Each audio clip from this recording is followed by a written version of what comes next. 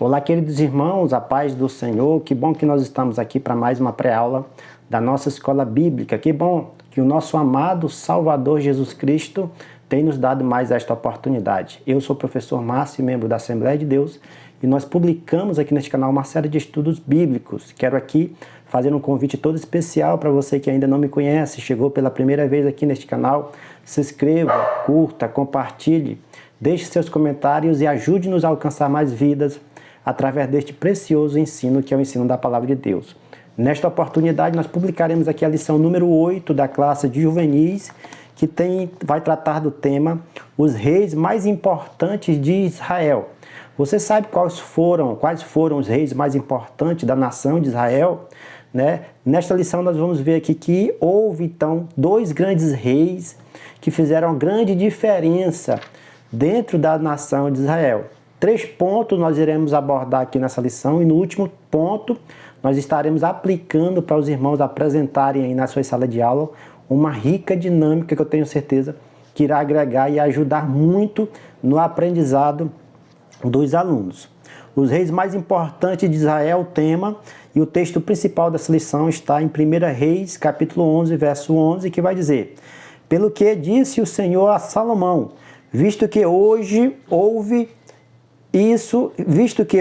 isso em ti, que não guardastes o meu conserto e os meus estatutos que te mandei, certamente rasgarei de ti este reino e o darei ao teu servo. 1 Reis 11, verso 11. Nós vamos ver aqui, especificamente no terceiro ponto, o motivo o porquê Deus rasgou o reinado de Salomão, e nós vamos entender melhor esta questão. Na leitura principal, nós vemos aqui que houve uma consequência que Salomão fez, que o próprio Deus, pelo seu grande poder, pelo seu domínio de todas as coisas, resolveu rasgar o reinado de Salomão. Meus irmãos, o reino de Israel, quando ele saiu do período da teocracia e entrou no período da monarquia, Deus levantou reis para poder governar esta nação. Os irmãos sabem que Deus levantou o profeta Samuel. O profeta Samuel ungiu 2 grandes reis importantes na nação de Israel, que foi Saul, e o rei Davi. O rei Davi, ele cumpriu, e ele andou segundo o coração de Deus. Ele foi um homem segundo o coração de Deus. Embora as falhas, os erros que ele teve, os irmãos sabem da história,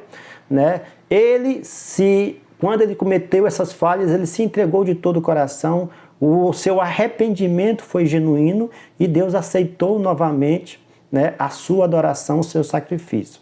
A leitura bíblica em classe está em 1 Reis 11, verso 4 até o versículo 13.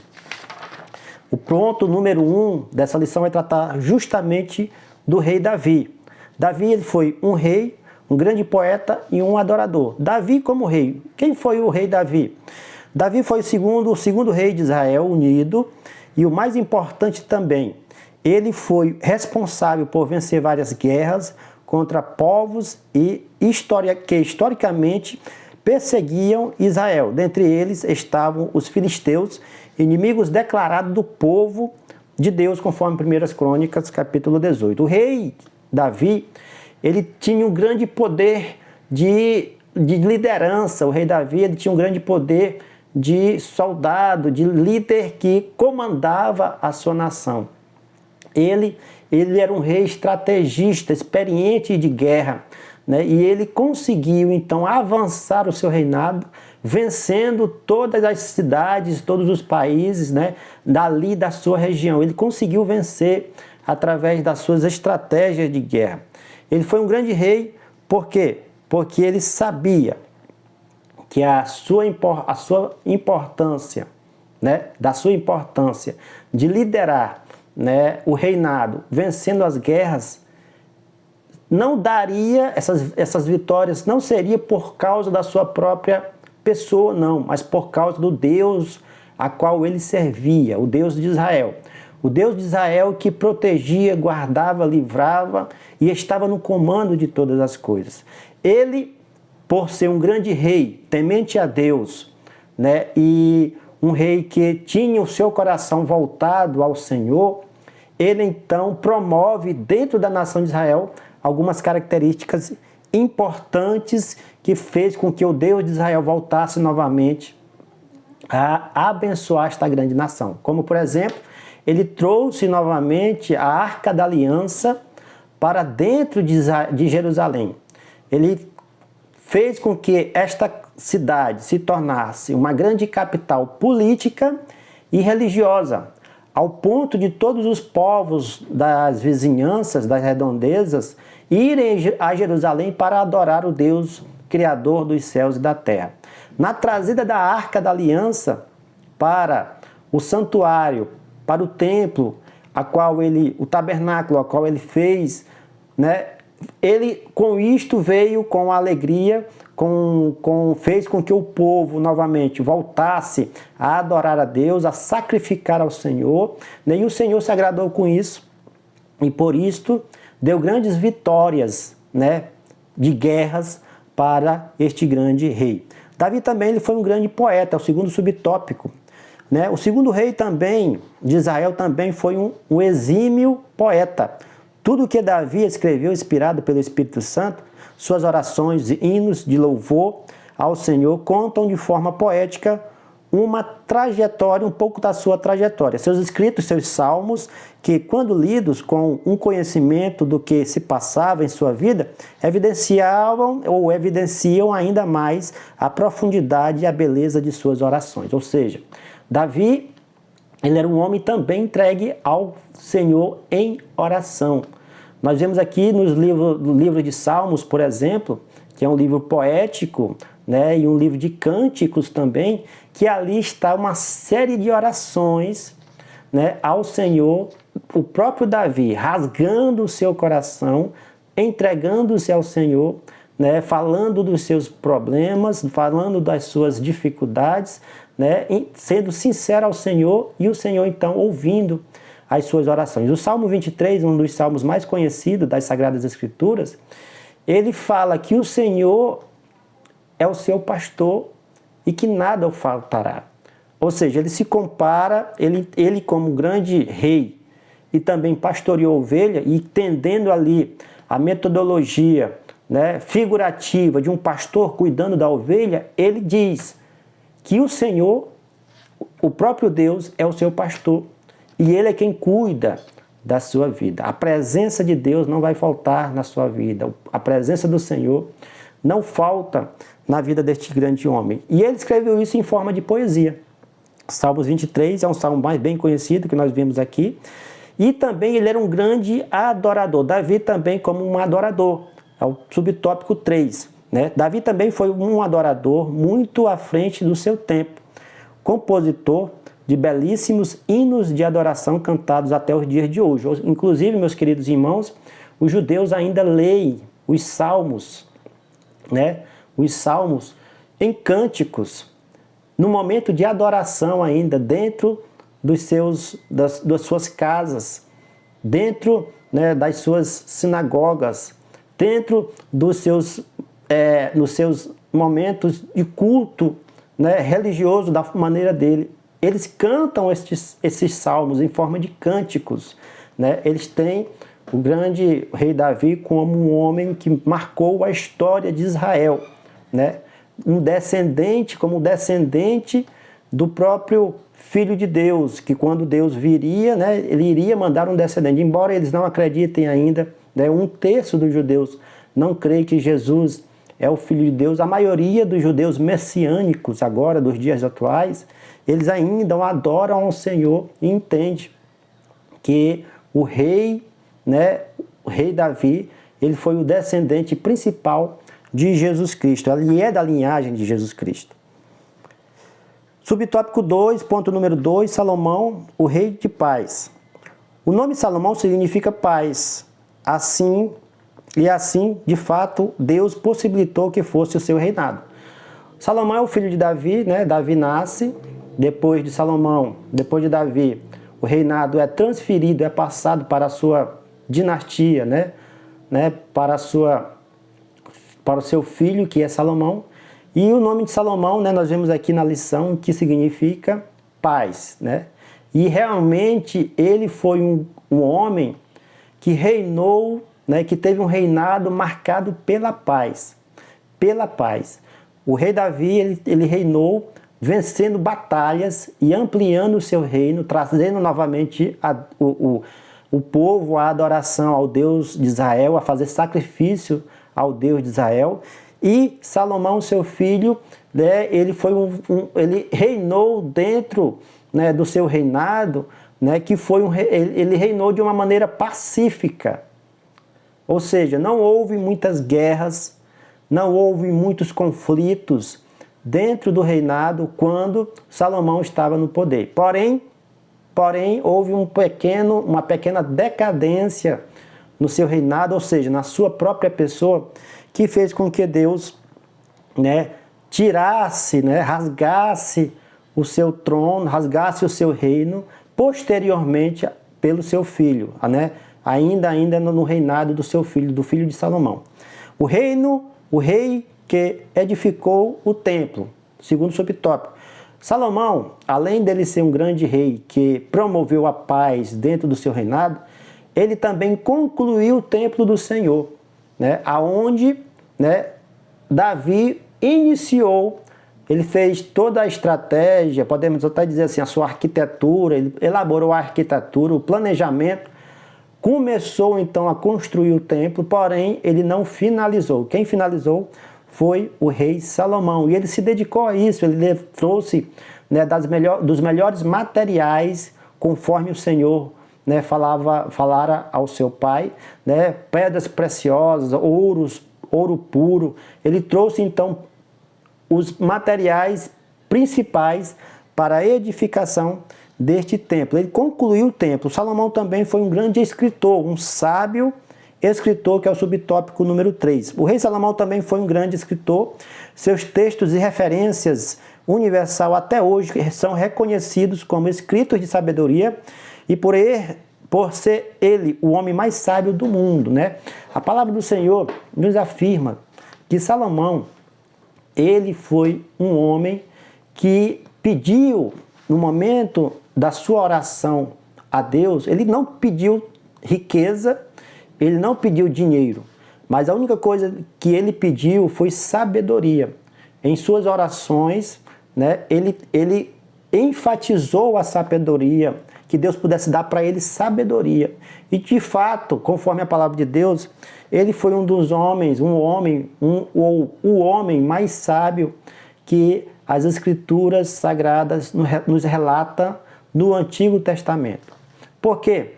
Porque ele fez com que o seu reino avançasse também ainda mais, porém da maneira errada. Ele trouxe para o seu reino alianças políticas. Apesar de Deus ter dado sabedoria, estratégia para que ele pudesse governar o seu reino, a palavra de Deus vai nos dizer que no final da sua vida, ele então entrou em decadência espiritual, adorando aos deuses das suas mulheres.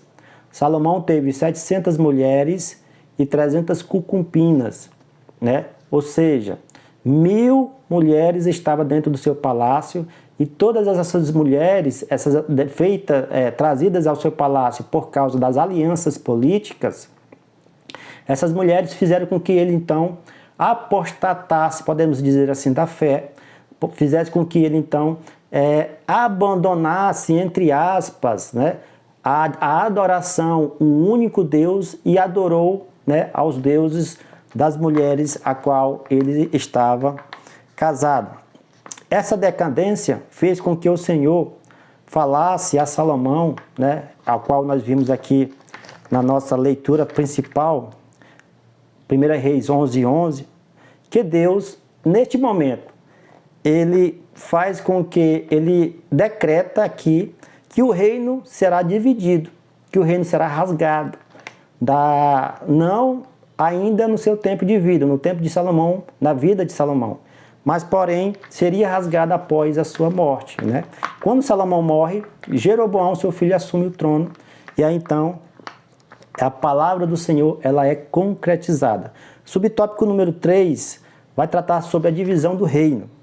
A causa da divisão. Agora nós vamos entrar um pouquinho em detalhes aqui, o porquê que o reinado de Salomão, né, foi dividido em duas partes. O rei Salomão tomou para si muitas mulheres, concubinas estrangeiras. Deus já havia alertado, né, a não se casar com mulheres de outros povos, para que ele não se contaminasse com seus costumes. E foi exatamente isso que aconteceu. Salomão pecou contra o Senhor e não foi fiel, né, como Davi, seu pai. Como consequência, Salomão foi se encurvando a falsos deuses. Deus fez com que o seu reino fosse dividido em dois. Entretanto, o Senhor é tão fiel à sua palavra que, por amor a Davi, prometeu não fazer isso enquanto Salomão estivesse vivo, conforme 1 Reis 11, 9, versículo 9 até o 13. O amor de Deus, né, e a promessa do Senhor ao pai de Salomão, Davi, foi concretizada, porque além dele rasgar, dividir o reino de Israel em duas partes, mesmo assim ele ainda deixou ainda duas tribos para que a dinastia de Davi, a linhagem de Davi pudesse então continuar a reinar, né? Nós vimos aí na história, né, que o reino de Israel se dividiu em dois, né? Reino do Norte e Reino do Sul. Após a morte de Salomão, o filho de Salomão, Roboão, assume o trono, né? E por causa de um conselho errado que ele pega dos seus amigos, a aumentar os impostos para o povo se rebela e então a nação é dividida. 2 tribos ficou com Roboão e 10 tribos ficou com Jeroboão. Roboão, ele reinou ali no Reino do Sul, ou Reino de Judá, com a capital Jerusalém, e Jeroboão reinou ali no Reino do Norte, né, com a sua capital ali, Samaria. O Reino do Sul, com o reinado de Roboão, ele continuou a dinastia, né, ou seja, a linhagem de Davi, né, os familiares de Davi, continuou a exercer o trono, a assumir o trono. Porém, no Reino do Norte, né, essa linhagem foi quebrada. Teve outras dinastias, 9 dinastias, 9 famílias assumiram, né, este reinado no Reino do Norte. E o Reino do Norte foi um reino muito mais ímpio, né, entregue, né, inclinado à idolatria do que o Reino do Sul. O Reino do Norte é o que nós vamos falar um pouco mais aqui no segundo subtópico. Após a morte de Salomão, Roboão assume o trono, né, de Israel, conforme eu falei para os irmãos aqui. O jovem, ele recebeu falsos conselhos, ou seja, conselhos errados, aumentou os impostos do povo, então houve a divisão, né? E ele foi um rei muito mais ímpio, que ele ergueu altares a deuses pagãos ali em Dan e também em Betel. Ou seja, ele não direcionou a adoração ao Deus criador dos céus e da terra, ao Deus de Israel, ao único Deus, mas também adorou outros deuses e foi um rei muito mais ímpio. O Reino do Sul, né, sob a liderança de Roboão, ficou com a tribo de Judá e a tribo de Benjamim, 2 tribos, né, que eles ficaram. Né, e também a capital em Jerusalém. Ainda possuía, né, o templo como centro religioso da nação. Pela fidelidade do Senhor a Davi, seus descendentes se mantiveram no trono, exceto por Atalia, regente por 6 anos, até ser deposta e a linhagem real retornar novamente ao seu lugar, conforme 1 Reis 11, 29 e 39. Ou seja, a linhagem de Davi continuou a ser preservada pelo próprio Deus, promessa do Senhor a Davi. Agora a lição, a dinâmica que eu quero passar aqui para os irmãos, rapidamente, é que os irmãos vão aqui chamar uma pessoa na sua classe, na sua sala de aula, e então falará para eles segurar este palito de dente. E aí então a pessoa que segurar né, uma pessoa que segurar, você vai dizer assim para ele, tente quebrar o palito de dente. Ele vai quebrar com muita facilidade esse palito de dente. E aí você vai fazer o seguinte, você vai pegar, né, outra pessoa, ou a mesma pessoa, de preferência a mesma pessoa, e vai mostrar para ele, vai dar para eles vários palitos de dente, né? Vários palitos de dente, assim, vários palitos de dente, certo? E aí vai dizer para ele tentar quebrar o palito de dente, né? Da mesma maneira que ele quebrou o primeiro, né? Com a mesma força. Ele vai tentar quebrar aqui, vai fazer uma forcinha maior, né? E não vai conseguir quebrar. E aí você vai pedir para ele sentar, e aí você vai aplicar, né, esta dinâmica aos alunos, dizendo o seguinte, que o primeiro palito, né, a primeira vez que ele conseguiu quebrar o palito, porque o palito estava sozinho, estava sem forças, né, não tinha ninguém para ajudá-lo, ou seja, ele estava sozinho com um único propósito, em um único objetivo, né? E aí então o inimigo veio, o maligno veio e conseguiu quebrar, ou seja, rasgar, né, o palito em dois. Da mesma maneira acontece com nós seres humanos quando nós desobedecemos a ordem de Deus. Nós ficamos sozinhos, né, sem forças, nós somos fracos. Você vai explicar isso para os seus alunos. Nós somos fracos, dependentes do Senhor. É Ele que nos dá força, é Ele que nos dá a vitória.